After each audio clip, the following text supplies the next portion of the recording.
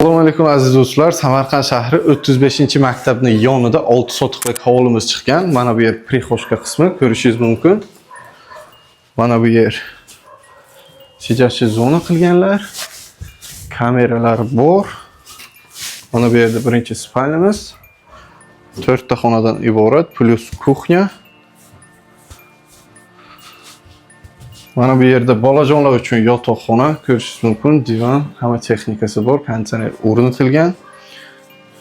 Bu yerda esa общий sanuzul tashqarida ham mavjud.